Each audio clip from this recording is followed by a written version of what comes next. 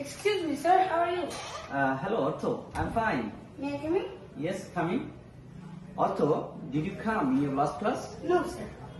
Why didn't you come in your last class? Sorry, sir. My cricket coach phoned me. As a result, I had to go. Very good.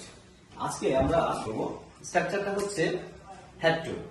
যেমন সে বলেছে আমাকে যেতে হয়েছিল, অর্থাৎ his cricket coach phoned me as a result I had to go there. That's mean আমাকে যেতে হয়েছিল। তাহলে কারো কিছু করতে হয়েছিল, স্ট্রাকচারটা কেমন হবে? স্ট্রাকচারটা হবে Subject plus, had to plus. verb present form plus object। যেমন যদি বলি আমাকে যেতে হয়েছিল, I had to go. আমাকে খেতে হয়েছিল, I had to eat. আমাকে শুনতে হয়েছিল, I had to listen. আমাকে গাইতে হয়েছিল, I had to sing. আমাকে হাঁটতে হয়েছিল, I had to walk.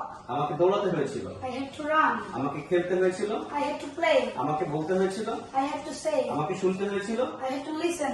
আমাকে ঘুমাতে হয়েছিল, I had to sleep. আমাকে লিখতে হয়েছিল, I had to write. আমাকে পড়তে হয়েছিল। I had to read. Very good.